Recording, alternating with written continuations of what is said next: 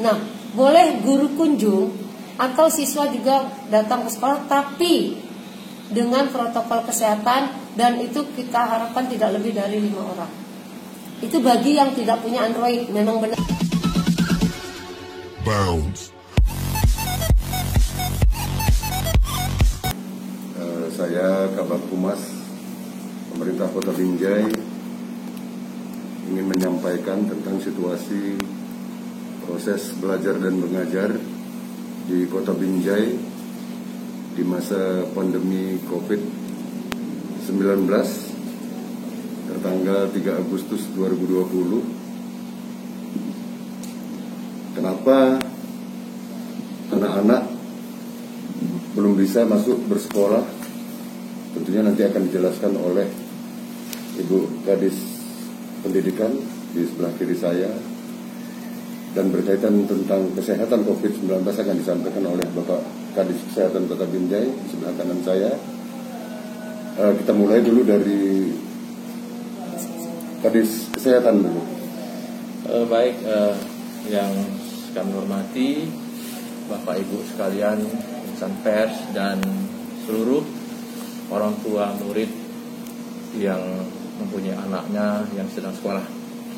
Dapat kami sampaikan dari Dinas Kesehatan bahwa Kota Binjai sampai saat ini masih terus mengalami peningkatan, baik itu kasus terkonfirmasi maupun kasus suspek. Bisa kami jelaskan di sini bahwa kasus konfirmasi pada saat ini berjumlah 69 orang, yang terdiri dari pasien yang masih dirawat saat ini adalah sebanyak 28 orang. Sedangkan pasien sembuh itu ada 38 orang. Yang meninggal sampai saat ini ada 8 orang. Hari ini ada meninggal 2. Jadi artinya ada peningkatan yang sporadis di sini, sehingga kami Dinas Kesehatan merangkap gugus tugas atau sekarang dikatakan satuan gugus tugas adalah agak masih belum memberikan rekomendasi untuk diberikannya atau dibukanya sekolah, mengingat angka terkonfirmasi ini kenaikannya sangat sporadis. Ini tentu untuk mengingat bahwa keselamatan jiwa anak Bapak Ibu sekalian jika andaikan sekolah dibuka. Kami juga dari gugus tugas dan dari Dinas Kesehatan ya tetap memantau, dan kami sangat sayang kepada anak-anak Ibu sekalian. Untuk itu inilah yang bisa kami sumbangsih kepada Bapak Ibu sekalian untuk menjaga anak Ibu yang sangat disayangi, sesuai dengan surat edaran dari baik dari Menteri Pendidikan maupun dari Gubernur Sumatera Utara mengenai diperbolehkannya sekolah dibuka atau tidak. Ya, saat ini Binjai masih zona merah. Untuk itulah kami gugus tugas masih merekomendasikan itu kepada Ketua Gugus Tugas dan Pak Wali Kota. Nah, mengenai kewenangan nanti bisa dijelaskan oleh Kepala Dinas Pendidikan Kota Binjai. Silakan. Terima kasih Pak. Rekan-rekan pers sekalian, perlu saya jelaskan bahwa saat ini seperti yang disampaikan oleh Kadis Kesehatan bahwa kita masih dalam zona merah. Sesuai dengan keputusan Menteri yang terakhir, yaitu tertanggal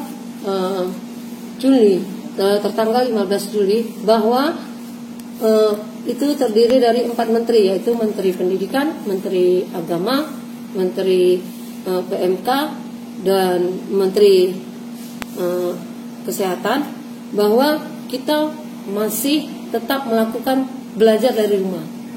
Jadi kalau ada misalnya sekolah, walaupun itu bukan dari Kementerian Pendidikan, misalnya dari Kementerian Agama, kita tetap melarang, karena seperti yang disampaikan tadi, kita masih tetap dalam zona merah. Jadi tidak ada sekolah yang boleh dibuka, baik itu sekolah yang di bawah Kementerian Pendidikan maupun di bawah Kementerian Agama. Nah, tanggal 29 Mei tahun 2020 di situ sudah ada surat edaran dari Gubernur bahwa perpanjangan kegiatan belajar mengajar dari rumah dalam masa darurat pandemi itu tertanggal 29 Mei. Nah, dilanjutkan lagi dengan surat edaran nomor 205 GT Covid-19 7 yaitu tertanggal 6 Juli 2020 mengadopsi dari keputusan 4 menteri bahwa memang penyelenggaraan pembelajaran tahun ajaran 2020-2021 tahun akademik 2020 di masa pandemi coronavirus COVID-19 di Provinsi Sumatera Utara tetap di sini mengatakan bahwa yang boleh menyelenggarakan pendidikan atau bersekolah itu hanya yang di zona hijau. Zona hijau itu pun dimulai dari siswa SMA dan SMK. Kenapa siswa SMA dan SMK? Karena dirasa siswa SMA dan SMK sudah bisa untuk diajak bekerja sama dalam protokol kesehatan. Nah, kalaupun kita sudah zona hijau, itu yang boleh SMA SMK, dan 2 bulan kemudian baru boleh siswa SMP, dan 2 bulan kemudian baru boleh siswa SD. Yang terakhir kali bersekolah boleh itu adalah siswa PAUD, karena PAUD dirasa sangat rentan karena masih usia yang belum bisa terkontrol untuk menjaga kesehatannya. Nah, untuk itu pemerintah Kota Binjai sudah melaksanakan kegiatan pelatihan sistem guru mengajar, di mana saat ini kita sudah mencapai untuk pelatihannya itu 8 gelombang, mulai dari SMP Negeri 1 sampai dengan SMP 15. Dan hari ini kita masuk kepada guru dan kepala sekolah SD swasta. Nah, minggu depan kita lanjutkan lagi dengan SD negeri dan SMP swasta. Sehingga memang proses pembelajaran sistem guru mengajar ini benar-benar bisa terlaksana. Karena memang untuk Sumatera Utara baru Binjai yang melaksanakan sistem guru mengajar ini, yang diakomodir oleh pemerintah Kota Binjai melalui Binjai Command Center, dan aplikasi ini gratis. Jadi umpamakan proses belajar mengajar itu bisa berpindah dari rumah. Jadi anak-anak bisa tetap belajar dan guru bisa tetap mengajar, karena di situ ada absensi guru, absensi siswa, roster mengajar, bahkan konten-konten pembelajaran. Nah, dalam waktu dekat juga kita nanti ada studio untuk melaksanakan proses belajar mengajar ini, di mana konten-konten pembelajaran ini di-upload melalui YouTube. Jadi saya sangat mengapresiasi SIGUP ini, dan semoga ini menjadi contoh di daerah-daerah lain.